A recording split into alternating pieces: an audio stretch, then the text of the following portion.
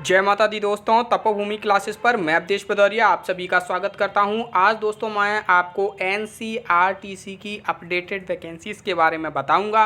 यह है एनसीईआरटी क्या होता है, राष्ट्रीय राजधानी क्षेत्र परिवहन निगम एनसीईआरटी, और यहां पर काफ़ी पोस्ट निकली हैं।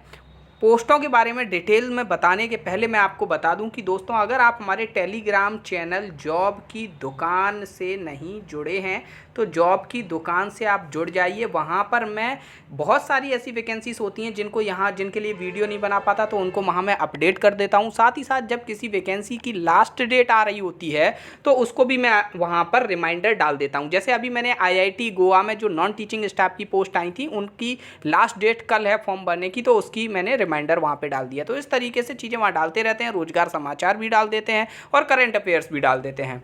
तो इस से आप जरूर जुड़िएगा। आपको बस सर्च करना है जॉब की दुकान और वहाँ पर आप जुड़ जाइएगा। अदरवाइज नीचे कमेंट सेक्शन में और डिस्क्रिप्शन में लिंक भी दी गई है।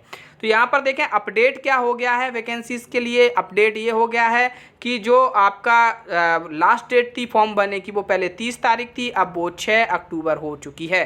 ठीक है, अब हम देखते हैं कि यहाँ पर कौन कौन सी वैकेंसीज हैं। सबसे पहले वैकेंसी समझ लें, उसके बाद हम देख लेंगे कि इसका एग्जाम पैटर्न क्या होगा। देखिए, मेंटेनेंस एसोसिएट की वैकेंसीज हैं मैकेनिकल में, इलेक्ट्रिकल में और आपकी इलेक्ट्रॉनिक्स में और सिविल में। इन 4 ब्रांच में आपकी मैकेनिकल मेंटेनेंस एसोसिएट की पोस्ट है। मैकेनिकल में 2 पोस्ट हैं, ठीक है, और 28 साल आपकी एज लिमिट है। इसके लिए 3 साल का डिप्लोमा होना चाहिए आपका पास मैकेनिकल इंजीनियरिंग में, और 28 साल ही एज लिमिट है आपकी मेंटेनेंस एसोसिएट इलेक्ट्रिकल के लिए, जहां पर 36 पोस्ट हैं। अनरिजर्व की 17, ओबीसी की 9, एससी की 5, एसटी की 2, ईडब्ल्यूएस की 3। यहाँ पर भी 3 साल का इलेक्ट्रिकल इंजीनियरिंग में आपके पास डिप्लोमा होना चाहिए। मेंटेनेंस एसोसिएट इलेक्ट्रॉनिक्स में 22 पोस्ट हैं, 3 साल का डिप्लोमा इलेक्ट्रॉनिक्स इंजीनियरिंग में होना चाहिए। मेंटेनेंस एसोसिएटेड सिविल में आपकी 2 जगह हैं और इसके लिए सिविल इंजीनियरिंग 3 साल का डिप्लोमा होना चाहिए। प्रोग्रामिंग असिस्टेंट की 4 पोस्ट हैं, अनरिजर्व की 3 और ओबीसी की 1। 28 साल एज लिमिट सभी के लिए। 3 साल का डिप्लोमा कंप्यूटर में हो, आईटी में हो, कंप्यूटर साइंस या आईटी में हो चलेगा, या आपके पास बीसीए हो तो भी चलेगा, या फिर बीएससी कंप्यूटर साइंस से आपके पास है तो भी आप ये फॉर्म भर सकते हैं। कंप्यूटर साइंस या आईटी आपका में कोई एक सब्जेक्ट था बीएससी में तो भी आप प्रोग्रामिंग एसोसिएट की पेपर भर सकते हैं। ठीक है, टेक्नीशियन अब चाहिए इलेक्ट्रीशियन के तौर पे। टेक्नीशियन की यहाँ पर इलेक्ट्रॉनिक मैकेनिक और इलेक्ट्रीशियन 2 में निकली हैं जगह। एक इलेक्ट्रीशियन की 43 जगह हैं और टेक्नीशियन जो आपका इलेक्ट्रॉनिक मैकेनिक है उसकी 27 जगह हैं। एज लिमिट यहाँ पर कम है, 25 साल, लेकिन आईटीआई आपका मांगा गया है यहाँ पर। ठीक है, किस ट्रेड में कौन कौन से ट्रेड के लोग भर सकते हैं वो भी आगे डिटेल दी गई है इसकी। टेक्नीशियन आपको चाहिए एयर कंडीशनिंग एंड रेफ्रिजरेशन में, एसी वाले में तो अनरिजर्व की 3 पोस्ट हैं, इसके लिए भी आईटीआई मांगी गई है संबंधित ब्रांच में। फिटर के लिए 18 जगह हैं, वेल्डर के लिए 2 जगह हैं, स्टेशन कंट्रोलर और ट्रेन ऑपरेटर और ट्रैफिक कंट्रोलर की कुल 67 जगह हैं, रिजर्व की 30, ओबीसी की 18, एससी की 9, एसटी की 4, ईडब्ल्यूएस की 6। 28 साल एज लिमिट है। इसके लिए 3 साल का डिप्लोमा हो इलेक्ट्रिकल, इलेक्ट्रॉनिक्स, मैकेनिकल, या फिर बीएससी हो फिजिक्स केमिस्ट्री मैथ में से कोई सब्जेक्ट हो, या बीएससी ऑनर्स हो फिजिक्स केमिस्ट्री या मैथ से। ठीक है, तो वो लोग भी यहाँ पर भर सकते हैं। अब यहाँ पर हम आगे बढ़ते हैं और आगे की डिटेल देखते हैं कि देखिए बॉन्ड अमाउंट यहाँ पर आपको भरना पड़ेगा। ठीक है, बॉन्ड अमाउंट मिनिमम आपको 2 साल काम करना पड़ेगा। अगर आप 2 साल काम नहीं करते हैं तो फिर आपको क्या है, जो 1 से लेके ये 1.5 लाख और 1 लाख रुपए आपको भरने पड़ेंगे। जो पोस्ट नंबर 1 से लेके 5 और 11 नंबर की पोस्ट थी वहाँ आपको 1.5 लाख भरने पड़ेंगे तब आप छोड़ पाएंगे, और यहाँ पर 6 से लेके 10 वाली पोस्ट के लिए 1 लाख भरने पड़ेंगे तब आप छोड़ पाएंगे। ठीक है, ये ट्रेनिंग कॉस्ट होती है, ट्रेनिंग कॉस्ट आपको भरनी पड़ेगी। यहाँ पर आप देख लेते हैं सैलरी की बात करते हैं तो maintenance associate, programming associate, station controller और ट्रैफिक कंट्रोलर के लिए 35,250 ऑल इंक्लूसिव सब कुछ इसमें जुड़ गया है। ट्रेनिंग ऑपरेटर के लिए 37,750 और टेक्नीशियन के लिए 23,850 है। 3 साल का आपका ये कॉन्ट्रैक्ट होता है यहाँ पर। ठीक है, अगर आपका नॉन सेटिस्फैक्ट्री परफॉर्मेंस पाया गया तो आपको टर्मिनेट कर दिया जाएगा, वही परीक्षा अवधि जैसा रहता है, तो उसके लिए आपको चिंतित नहीं होना है।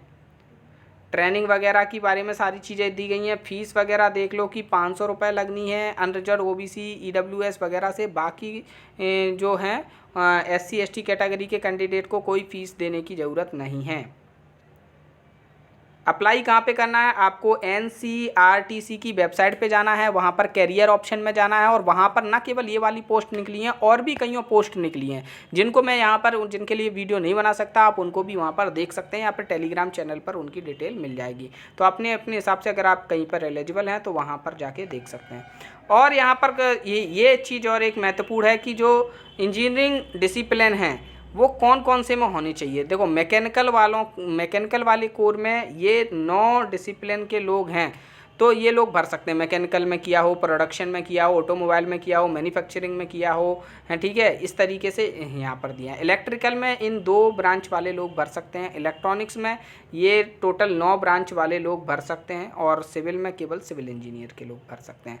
अब हम देखते हैं कि यहाँ पर ये जो है हमारा ये पहले का वो है वैकेंसी की इतने तारीख लास्ट डेट है, अब लास्ट डेट बढ़ गई है। अब हम इसका एग्ज़ाम पैटर्न देख लेते हैं कि एग्ज़ाम कैसा कराया जाएगा।